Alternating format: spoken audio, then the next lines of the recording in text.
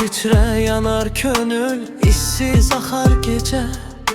Dert kıçıldar sinede, söz düşmez dile. Taleyim bir ince xət çekiler kölgeme. Ümit qalar qəlbimdə, sönməz aləmə. Rüzgar eser asta asta, titrer yarpaq. Düşünceler sessiz akar, derinine uzak. Bir sır yatır bakışımın qırağında. Adı çekilmez bir yanı var sorağında.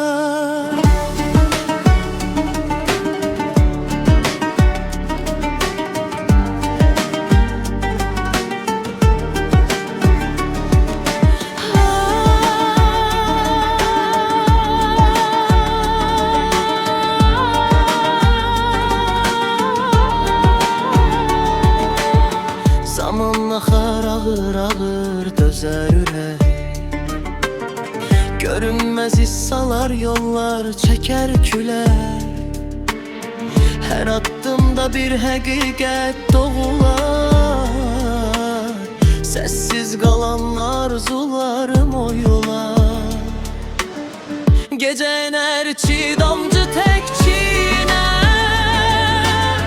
Duygu çatar derin sesin ritmine.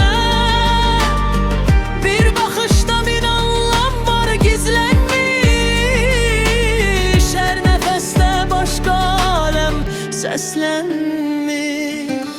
Bir ışık var uzaklarda yanar. Sessiz sema ruhumu kucaklar. Ad koyma